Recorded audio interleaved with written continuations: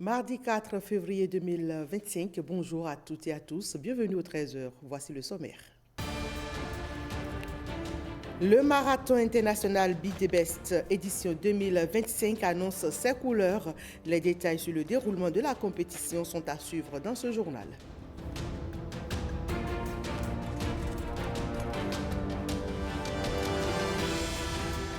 Halte aux vols et détournements des produits destinés à la cantine scolaire, l'Agence nationale de l'alimentation et de la nutrition veille désormais au grain. Vous en saurez davantage dans un instant.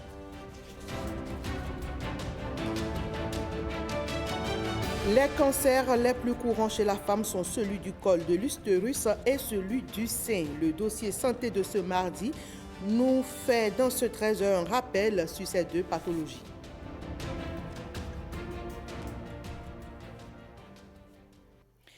Désormais gérée par l'Agence nationale de l'alimentation et de la nutrition, la cantine scolaire est pouponnée et surveillée comme du lait sur du feu. Des manquements ou cas de disparition des produits sont sévèrement punis. Le directeur général de l'ANAN et la direction de la police républicaine veillent au grain. Cantine scolaire au Bénin, touche pas au précieux repas des bouts de chou. C'est un sujet signé Jérôme Humbo.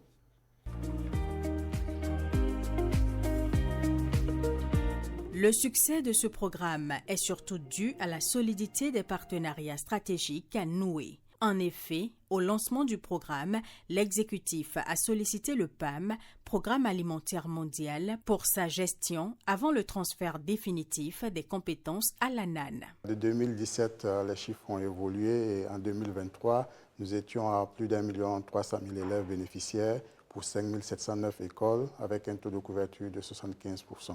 Donc ça, c'est déjà un aspect positif en termes d'évolution. Le PAM ne va pas totalement abandonner le secteur. Le PAM va continuer à conseiller l'agence en tant qu'institution réputée dans ce type de secteur de l'alimentation et de la nutrition. Et le PAM pourra également continuer à mettre en œuvre quelques projets pilotes financés par certains partenaires. L'idée, c'est d'expérimenter certains dispositifs et de pouvoir les reverser après à l'agence. Les populations doivent désormais comprendre que leur rôle est crucial. Elles doivent assurer la mobilisation des ressources complémentaires attendues et la veille pour que le dispositif bénéficie d'un contrôle citoyen adéquat et dissuasif. Les engagements que le gouvernement a pris dans ce sens, c'est 3 éléments que le gouvernement va faire en complément de l'apport des vivres secs que nous mettons actuellement à la disposition des écoles. La première chose, c'est les magasins. Donc le gouvernement s'engage à construire partout où on a des cantines scolaires, des magasins, pour sécuriser les vivres. Et le gouvernement s'engage aussi à construire des cuisines avec des foyers améliorés pour faciliter la vie aux cuisinières, aux mères d'enfants qui accompagnent le programme. Et la troisième chose, c'est l'eau potable qu'on doit pouvoir apporter au niveau de toutes les écoles. Le programme des cantines scolaires a transformé des vies. Pour les écoliers et leurs parents, c'est une véritable bouée de sauvetage.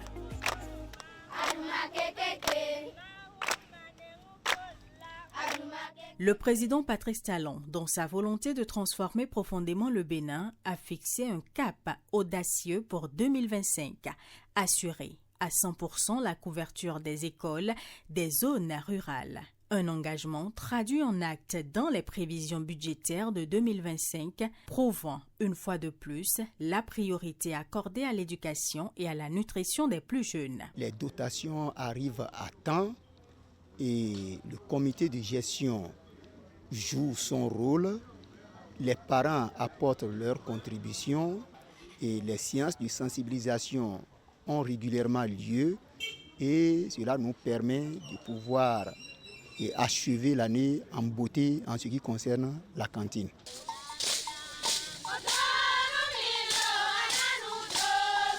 On prépare bien pour les enfants mangent avant de rentrer à la maison.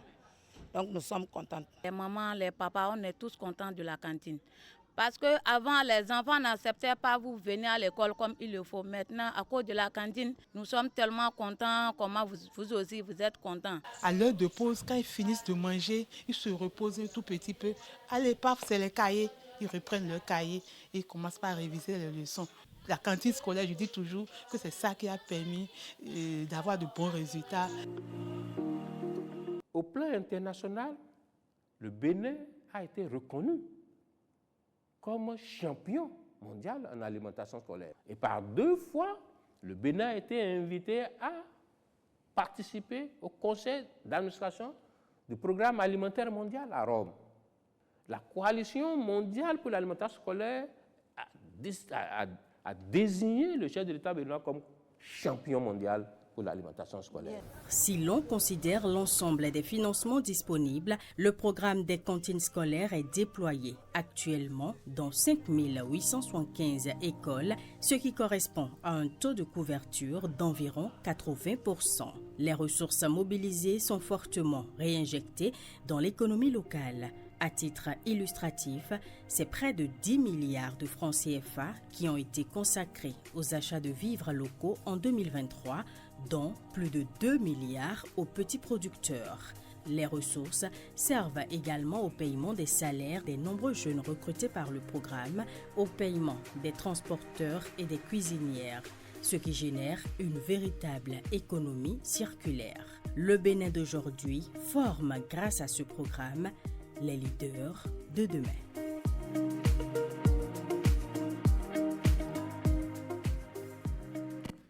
Un sujet de Jérôme Humbo présenté par Ariane Da Silva. Autre chose à laquelle il ne faut surtout pas toucher, c'est la pension de retraite du fonctionnaire. Précieuse soupape pour tenir la route quand on a tout donné ou presque. Tout retard pour accéder à la pension peut entraîner des drames de vie. À la bonne heure désormais au Bénin. Aussitôt admis à la retraite, les fonctionnaires publics n'ont plus à vivre le cauchemar d'une longue et cruelle attente. Dès le premier mois, ils peuvent palper leur pension. C'est un acquis revisité par Machel Betoro. Les réformes engagées par le gouvernement de Patrice Talon ont impacté tous les secteurs d'activité. Dans le domaine de la sécurité sociale, les délais de liquidation et de paiement des pensions, aussi bien pour les agents de l'État que pour les travailleurs du secteur privé relevant du régime de la Caisse nationale de sécurité sociale, ont été réduits. Moi, je suis admis à la retraite le 1er mai, mais la CNSS m'a appelé en juillet et il m'a donné une note de notification de ma pension, le montant que je dois prendre.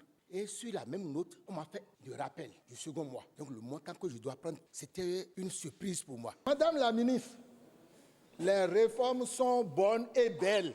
Je dis bien que les réformes sont belles et bonnes. Du moment où moi, Zanou Lucien Viro, j'ai reçu mon livret, il y a 3 jours, on m'a appelé le vendredi de venir au ministère avec 3 photos. Je suis allé au ministère des Finances le lundi à 8h45, mais je suis debout là quand on m'a remis mon livret. J'étais à la maison, un jour on m'a appelé que le lendemain de se présenter à la caisse. Je suis parti, on m'a donné le papier avec un chèque. J'ai des collègues qui sont partis, mais un mois après, ils ont eu ça. Avant, les gens ne font pas de visites. On les laisse après, peut-être il est mort, et puis on prend sa pension pendant la personne est déjà morte. Maintenant, avec votre réforme, votre système, maintenant, c'est bon. Des réformes qui méritent l'admiration des retraités. J'ai trop apprécié le fait qu'on n'a plus besoin de se déplacer à la source avant de faire valoir ses droits. Un coup de chapeau pour tout ce que l'État a mis en place pour que cela se passe. C'était difficile pour nos parents. Aujourd'hui, c'est bon. Le gouvernement a fait l'effort de corriger ça. On doit tirer chapeau. Dans la vie, c'est ça. Il faut remercier. Qui c'est bon, il faut dire que c'est bon. Sincèrement, c'est bon. Je suis heureux. Vraiment, les mots me manquent pour vous dire merci et merci au président de la République. Désormais, les retraités relevant du Fonds national de la retraite du Bénin perçoivent leur pension dès le premier jour du mois, suivant celui de l'admission à la retraite. Et pour les pensionnés relevant de la Caisse nationale de sécurité sociale, le processus est fini au bout de 3 mois. Les pensions sont attribuées soit par virement bancaire, soit par un transfert mobile. Dans le domaine donc de la sécurité sociale, nous avons travaillé à rendre la vie facile à nos retraités. Alors, les tracasseries ont été réduites et nous avons aujourd'hui, depuis leur maison, ils peuvent avoir leur pension directement à travers, disons, le PAMOMO ou bien à travers un virement bancaire, ce qui n'était pas le cas avant. Le mécanisme de coordination de liquidation des droits de pension permet aujourd'hui aux agents affiliés successivement au régime de la FNRB et de la CNSS de bénéficier d'une pension de retraite dès lors que le total de leurs années de service sous les deux régimes est au moins égal à 15 ans. Et on reste avec Machel Guetoro pour apprécier la modernisation de l'administration publique béninoise qui se poursuit. Et l'une des avancées majeures réalisées par le gouvernement est la création des centres communaux de services publics, un dispositif pour rapprocher davantage le service public des citoyens.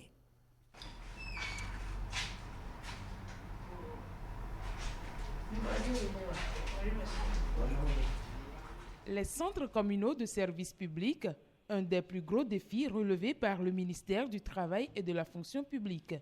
Désormais, plus besoin de braver de longues distances pour bénéficier des services publics. Tout se rapproche de l'usager. Alada est une ville carrefour. Il y a les gens qui quittent Torfort, tout ça là, qui doivent quand même venir normalement bénéficier de ce centre. Vous savez, aujourd'hui, le numérique faisant le pas sur l'homme, tout ce qu'il faut faire, aller à Cotonou dans les services, demander un service et faire le contournement de tout un bureau qui va revenir demain matin et tout, on le fait en un clic. Et ce qui est bien ici dans ce centre est que quand vous relayez l'information est allée droit à qui de droit. Et lui, derrière, il a une obligation de réponse. À Covey, le dispositif est aussi présent pour satisfaire les populations du zoo. Ce qui fait d'ailleurs la joie des usagers clients. Ce qui fait ma joie principalement, c'est parce que avant, il faut voyager sur Porte-Nouveau. Et arriver là-bas, tu passes de bureau en bureau, tu peux faire au moins 3 à 4 déplacements. Or, c'est des déplacements à risque. Tu vas quitter Zayando pour aller à Porte-Nouveau. Avec l'avènement des centres communaux de services publics, vraiment, ça nous allège profondément la tâche et nous sommes vraiment contents. Du nord au sud, en passant par le centre, chaque citoyen peut désormais se rendre dans un centre communal le plus proche pour s'offrir des services de l'administration publique. C'est un dispositif qui est composé d'un écran de diffusion pour l'accès à l'information sur toutes les diligences que l'administration publique met en œuvre pour faciliter la vie à l'administré. Nous avons une bande tactile connectée qui est mise à la disposition des usagers clients, des citoyens pour pouvoir solliciter toute l'offre de services publics mise en ligne par l'administration publique. Vous avez un point focal titulaire, un point focal suppléant qui se relaie pour accueillir, orienter, assister l'usager. Il faut dire que ce dispositif, pour garantir la continuité de service, repose sur un champ solaire photovoltaïque qui donne à chacun de ces centres communaux de services publics une autonomie complète, indépendamment du site qui l'héberge. Un dispositif fiable qui garantit non seulement une satisfaction absolue à l'usager, mais qui réduit surtout les risques liés à la sécurité routière. Allons à présent vivre ce colloque international en hommage au brillant professeur philosophe béninois, le professeur émérite Paulin Hontonji. En effet, à l'occasion du premier anniversaire de son décès, plusieurs institutions universitaires au Bénin et en France organisent du 3 au 5 février 2025 une rencontre sur les œuvres de l'illustre disparu. L'université d'Abomey-Calavi en a accueilli les instances inaugurales sous les yeux de Edmond Humbo et Amandine Anyamboussou. L'ouvrage qui lui a valu d'être lu et connu par le monde sur la philosophie africaine est classé parmi les 100 meilleurs livres africains du siècle. Philosophe béninois de renommée internationale, le professeur Paulin Hontonji a tiré sa révérence le 2 février 2024. Il est célébré à l'occasion du premier anniversaire de sa disparition. De son vivant, il a réussi à combiner réflexion philosophique et engagement politique. L'exigence et l'espérance. À mon sens, c'est essentiellement autour de ces deux valeurs telles des fils que s'est tissée pour l'essentiel la vie et la trajectoire intellectuelle de celui à qui nous rendons hommage. Paulin Hontondi s'est efforcé de mourir bravement dans son combat contre la déraison, le non-sens, la doxa et ce que Jean Habert, dans son essai sur le mal, qualifierait d'injustifiable. Il était fortement conscient des mirages théoriques et de leurs dérivés existentiels qui pouvaient dangereusement compromettre l'avenir de la philosophie en Afrique. Cet héritage est au cœur de ce colloque international, une occasion pour chercheurs et étudiants de tous horizons de lui rendre un hommage. Les lieux de recherche témoignent de l'impact décisif des travaux de notre compatriote dans ce qui a été la longue et rude polémique autour de la question de la philosophie africaine.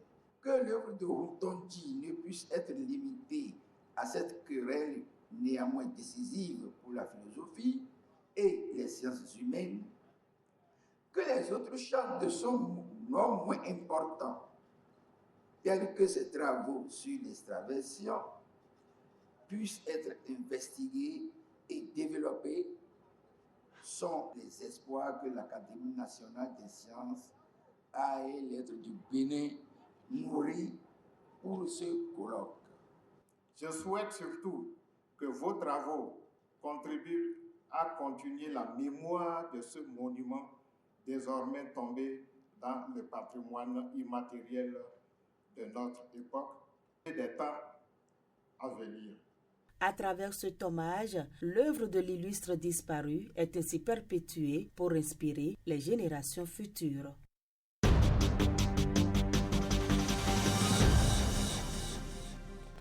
Le cancer du col de l'utérus et le cancer du sein, deux cancers courants chez la femme. Et dans le cadre de la Journée mondiale de lutte contre le cancer, la rédaction du journal télévisé vous propose un rappel sur ces deux pathologies. Saignements vaginaux après l'acte sexuel ou en dehors de la période des menstruations, douleurs pendant les rapports sexuels, voilà quelques signes annonciateurs du cancer du col de l'utérus. Le mal se manifeste par la présence de cellules anormales au sein de la muqueuse qui recouvre le col de l'utérus.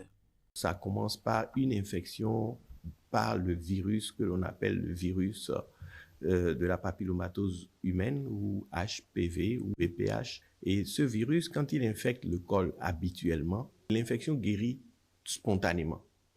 Mais dans 2 cas sur 10, l'infection va persister au bout de 2 ans.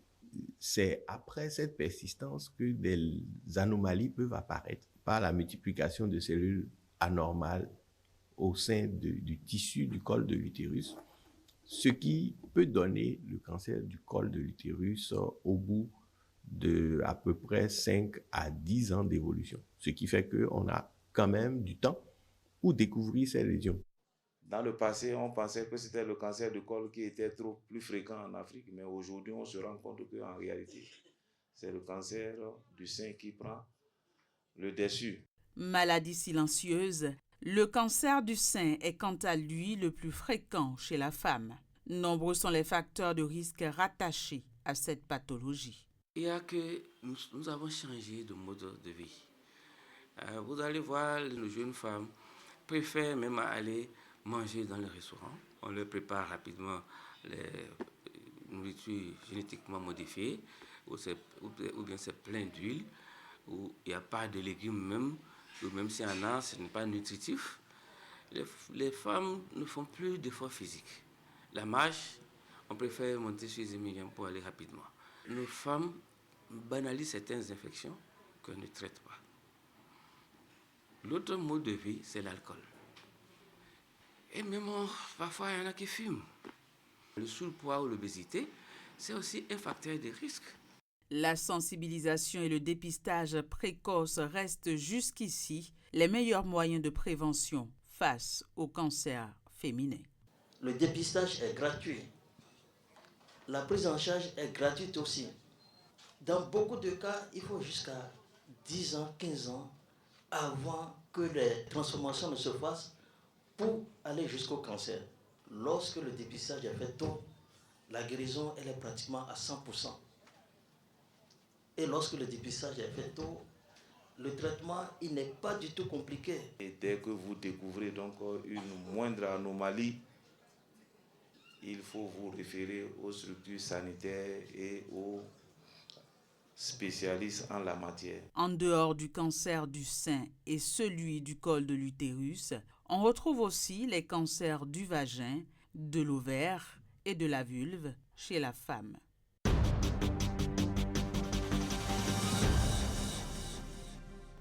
Dans le monde des médias, la transition vers la radio numérique en Afrique est en bonne voie.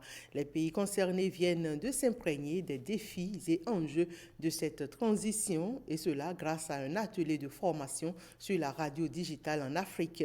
Les participants savent maintenant à quoi s'en tenir et pour la suivi de la radio dans un monde devenu tout numérique.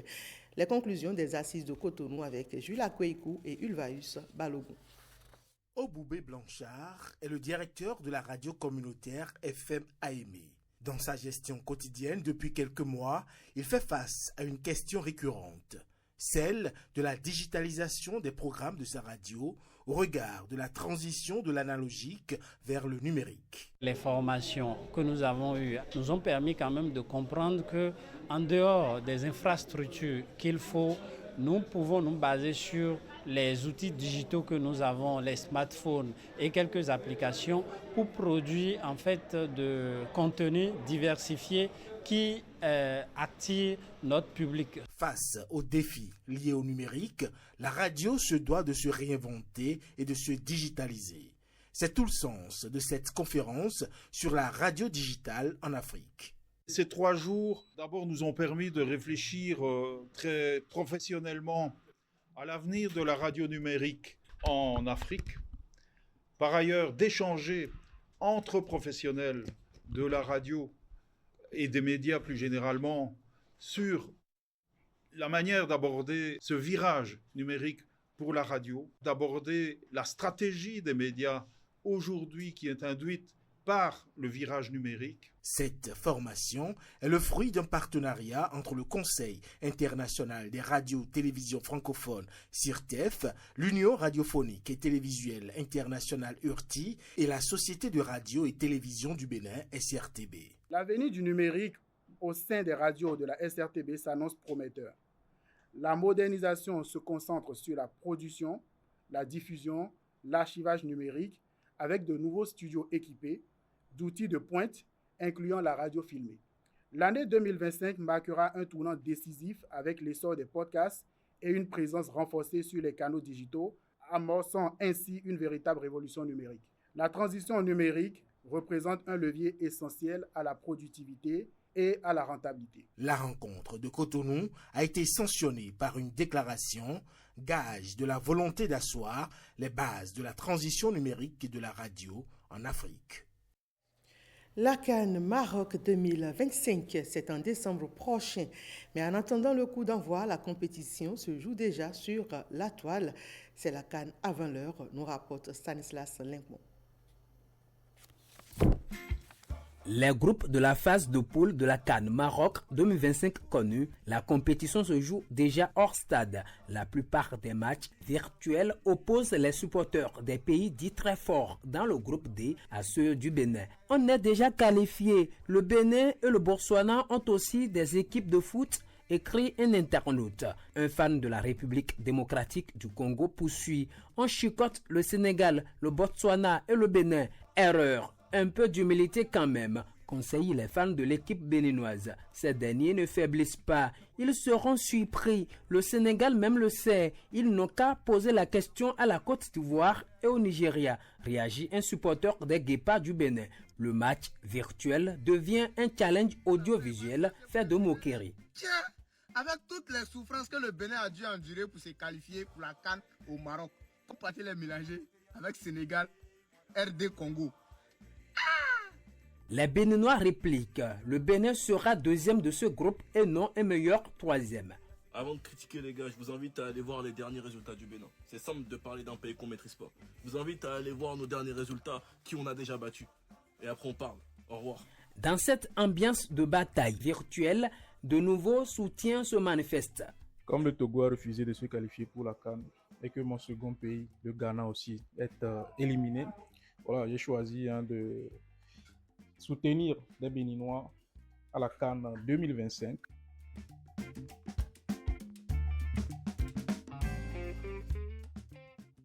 Pas loin de ce match d'avant l'heure, le choix porté sur Djimon Hounsou pour co-animer la cérémonie du tirage au sort de la CAN Maroc 2025 fait aussi débat. Djimon Hounsou, présentateur officiel de la cérémonie du tirage au sort des poules de la CAN Maroc, les retombées des Vaudondaises, a posté Da Adagboto. L'ancien rappeur béninois estime que quand on parle d'un pays un peu partout, c'est à ce type de retombées qu'on doit s'attendre. En réaction, des internautes relativisent. L'acteur de cinéma est célèbre avant les Vaudondaises. La star hollywoodienne a un parcours unique. Il faut donc respecter le talent de ce Béninois, son dur labeur, soulignent ses fans. D'autres se posent des questions à l'image de celui-ci qui interroge. Si le Bénin ne s'était pas qualifié pour la CAN, qui allait l'appeler? C'est une vaine polémique, selon plusieurs commentaires. Mais une certitude, le monde entier retient désormais qu'un fils du Bénin a une fois de plus illuminé la scène mondiale, peut-on lire à travers de nombreuses publications.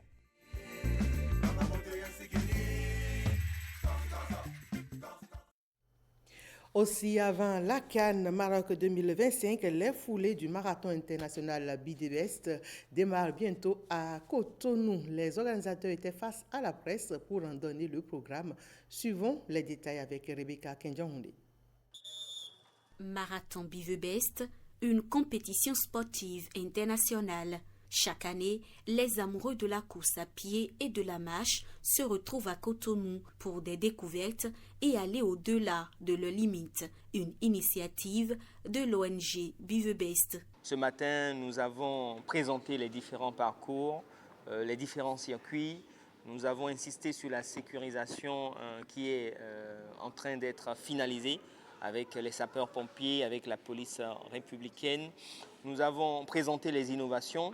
Cette année, nous aurons le marathon, c'est-à-dire la course des plus jeunes qui aura lieu le 14 février. Nous aurons aussi l'innovation du 21 km à la marche.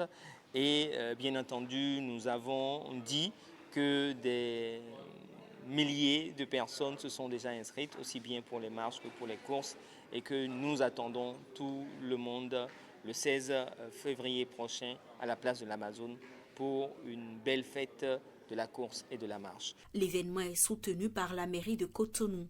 La ville de Cotonou est prête à accompagner cette ONG à travers les activités du 14 au 16 février 2025 prochain. Je profite de l'occasion pour remercier le président de l'ONG, le président du conseil d'administration et les membres du comité d'organisation.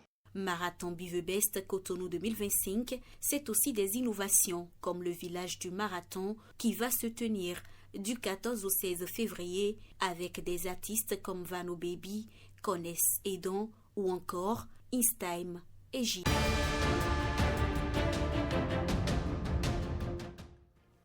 Le directeur de l'Organisation mondiale pour la santé demande des suggestions à Donald Trump à propos du retrait des États-Unis de l'OMS. L'interactualité, c'est avec Arnaud Adadja.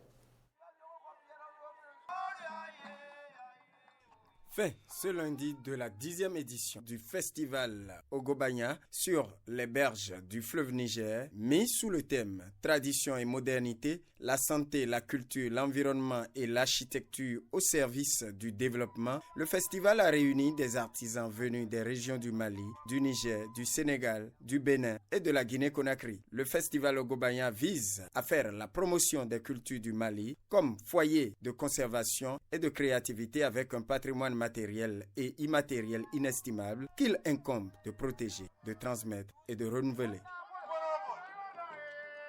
La cérémonie de danse des masques est un élément important pour l'histoire, pour la communion des Dogons, puisque c'est une cérémonie qui permet aux âmes de nos patriarches défunts d'intégrer le monde des ancêtres, qui est supposé être le monde du paradis.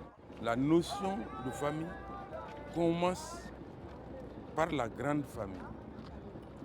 Et qui ne connaît pas la grande famille va s'ignorer.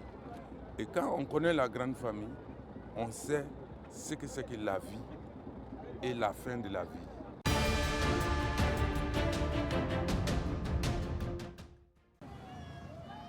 L'immense camp de déplacés de Kanyaruchinya, situé en périphérie de Goma, dans l'est de la République démocratique du Congo, s'est presque entièrement vidé après la prise de la ville par le M23 et l'armée rwandaise.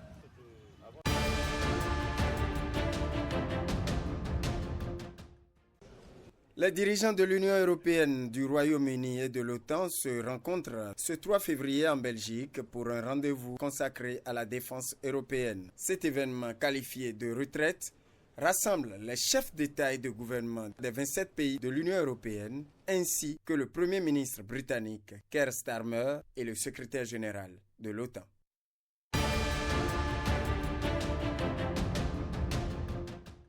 Après l'annonce du retrait des États-Unis de l'OMS, le directeur général de l'organisation balaie les critiques de Donald Trump, conseillant à Washington de faire plutôt des suggestions de réforme.